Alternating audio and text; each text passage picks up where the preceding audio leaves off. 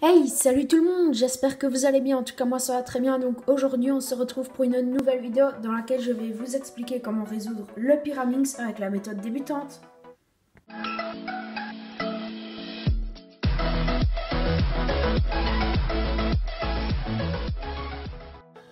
Alors la vidéo va être divisée en deux parties. D'abord je vais vous montrer les différentes étapes de la résolution un petit peu vite fait, et ensuite je vous montrerai tout ça en détail avec les formules et tout ce qu'il faut. Ok, donc avant de passer au tuto, je vais vous expliquer les différents mots de vocabulaire que vous devez connaître pour savoir résoudre un Pyraminx. Donc tout d'abord, il y a les coins. Donc les coins, c'est E. Donc c'est les différentes extrémités du cube.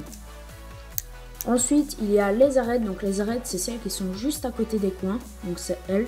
Donc L, on ne sait pas les tourner.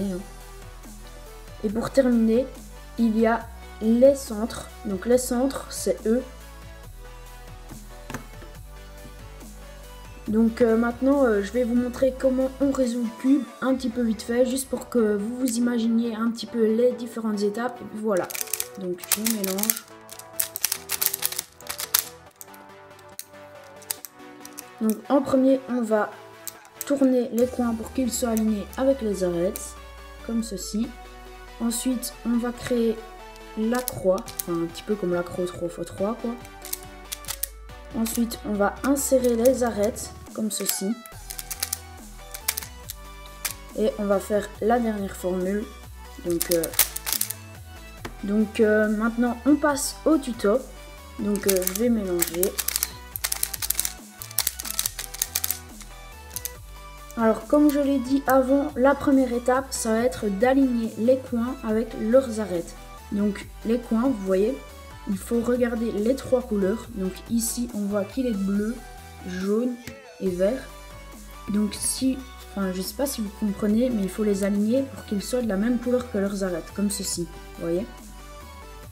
Donc ici, pareil, il faut le tourner comme ça il est en face du rouge, bleu et bleu, vert et vert. Ici, on fait pareil, et voilà. Donc, ah non, il y a encore celui-ci. Donc voilà, jaune et jaune, bleu et bleu, et rouge et rouge. Donc ça, c'est l'étape, je pense, la plus simple.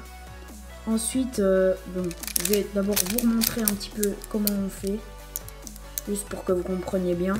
Donc on tourne, on a bien rouge et rouge, vert et vert, jaune et jaune. Ici, elle est déjà mise. Ici, on tourne. Et ici, on tourne. Donc ensuite, la deuxième étape, ça va être, je pense, un petit peu l'étape la plus compliquée. Donc il va falloir créer le centre. Enfin, moi j'appelle ça le centre. Donc il va falloir qu'on ait le coin avec son arête rouge, le coin avec son arête rouge et le coin avec son arête rouge. Donc pour ça, vous allez choisir n'importe quelle face et vous allez regarder les trois arêtes, les trois coins pour voir quelle couleur ils ont. Donc ici, on voit que c'est rouge. Ce côté-ci, c'est bleu. Et là, c'est vert. Donc, ici, c'est rouge, jaune et bleu. Ici, c'est vert, jaune et bleu. Donc, il va falloir trouver la couleur qui est sur les trois. Donc, ici, c'est bleu. Donc, je vais tourner pour qu'elle soit devant. Simplement comme ça. Donc, vous voyez, là, j'ai bien bleu et bleu, bleu, bleu et bleu, bleu. Donc je peux faire sur une autre face. Ici on a rouge, jaune, bleu. Ici vert, jaune, rouge. Et ici rouge, bleu, vert. Donc ici la couleur qui est sur les trois, c'est le rouge. Que si vous voyez, si je veux prendre par exemple le bleu, ici il y a le bleu, ici il y a le bleu. Et là il n'y a pas le bleu, donc ça ne va pas. Donc bien trouver la couleur qui est sur les trois et ensuite vous tournez pour que les trois coins soient de la même couleur sur la même face.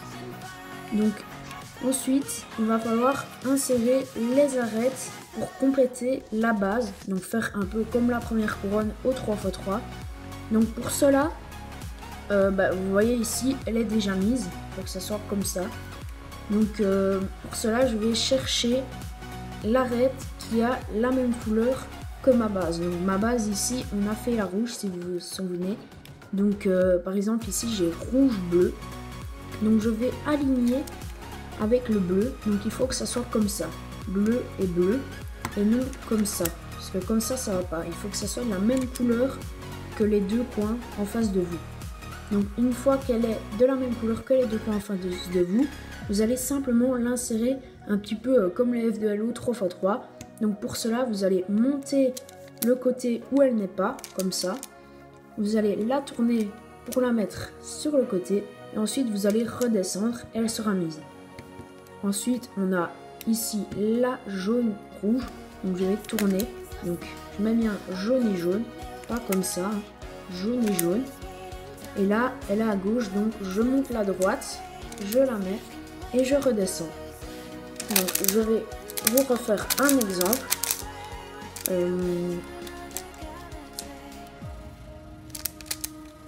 Donc ici, on voit qu'on a encore pris la base rouge. Donc ici, on a rouge-vert. On la met en face. Et ici, elle est à gauche. Donc on monte la droite, on la met et on redescend. Ici, pareil. Donc on monte la droite, on la met, on redescend. Et ici, elle est encore à gauche. Donc on la met comme cela. Ensuite, eh bien, il va vous rester la dernière formule. Donc là, il y a 5 cas possibles. Ah non, attendez. J'ai oublié de vous montrer quelque chose. Donc, il y a une petite exception au niveau de l'insertion des arêtes.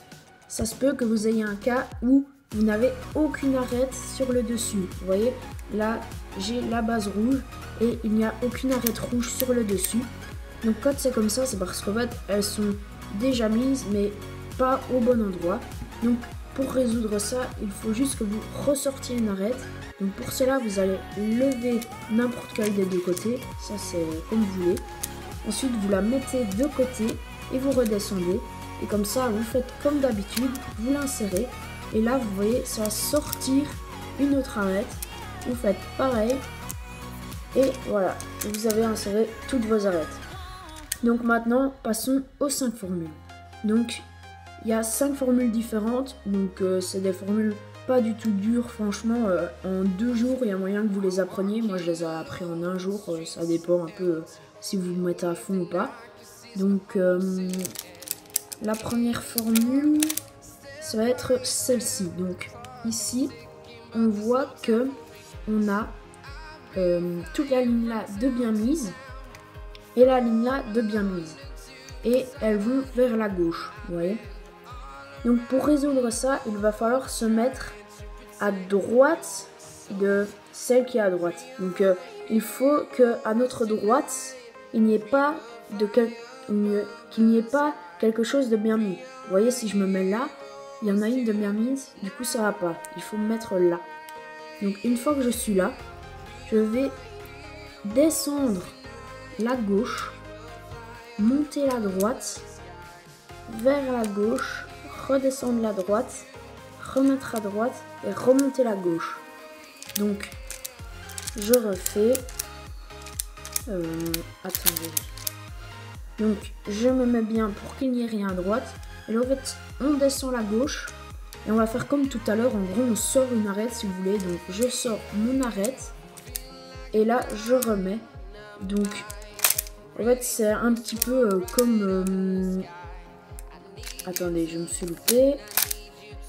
C'est un petit peu comme l'ascenseur au 3x3. Donc, je monte la droite, je tourne à gauche, je redescends et je remets à droite. Donc, c'est comme l'ascenseur. Donc, vous descendez, vous faites une fois l'ascenseur en gros et vous remontez. Ensuite, on a le cas inverse. Donc, on a aussi toute une ligne de bien mise et une ligne de bien mise, mais cette fois-ci vers la droite. Donc, on va faire pareil, mais maintenant, on va faire tout vers la gauche en gros. Donc il faut se mettre pour qu'il n'y ait rien à gauche. Donc pas comme ça, sinon ça va pas. Donc je pense que vous avez compris. Et là, on va faire simplement la formule inverse. Donc on va descendre la droite, monter la gauche, aller à droite, redescendre la gauche, remettre à gauche et remonter. Donc comme ceci. Donc vous descendez la droite. Vous sortez une arête mais vers la droite, comme ceci. Et vous remontez. Ensuite, la prochaine formule, ça va être aussi, là il y a aussi 2 cas, donc c'est un petit peu pareil. Donc cette fois-ci, on voit que l'arête ici est au bon endroit. Enfin, le centre ici est au bon endroit, pardon. Et le centre ici au bon endroit et celui-ci aussi. Donc il y a juste les arêtes qui sont mal mises. Donc là, il y a deux cas possibles. Vous mettez n'importe où. On va se mettre ici sur la jaune par exemple. Et là, vous devez regarder où sont les deux arêtes jaunes. Donc ici, elles sont à gauche. Vous voyez, ici devant on a jaune. Donc on va regarder où sont les arêtes jaunes. Et elles sont à gauche. Donc on va faire la formule à gauche. Donc la formule ici, ça va être... attendez. Oui. Désolé. Donc ici la formule, on va monter la gauche, tourner à gauche, redescendre la gauche, tourner à gauche, remonter la gauche, tourner à gauche et redescendre la gauche. Donc c'est très très simple. Il suffit juste de monter, tourner, redescendre, tourner, remonter, tourner, redescendre. Et là, du coup, c'est vers la gauche. Vous voyez? Donc là, j'avais fait le cas inverse. Donc vous voyez, comme ceci. Donc je refais. Donc ça à gauche. Donc on monte, on tourne, on redescend, on tourne, on remonte, on tourne et on redescend.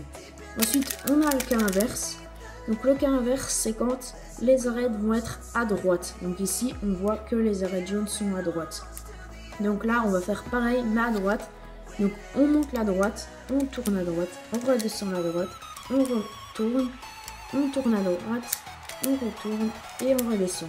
Donc on monte, on tourne, on monte, on redescend, on tourne, on monte, on tourne, on redescend. Donc simplement on monte, tourne, on redescend, retourne, on monte, retourne, redescend. Donc vous voyez, c'est une formule très très simple, donc qui se fait très très vite. Franchement, il suffit juste de prendre l'habitude. Ensuite, la toute dernière formule, c'est un cas tout seul là.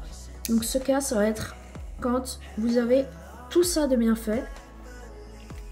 Donc les centres sont en face de leur face, enfin sont sur la bonne face quoi. Et vous avez une arête de bien mise. Donc c'est comme le cas d'avant, sauf qu'une arête est déjà bien mise.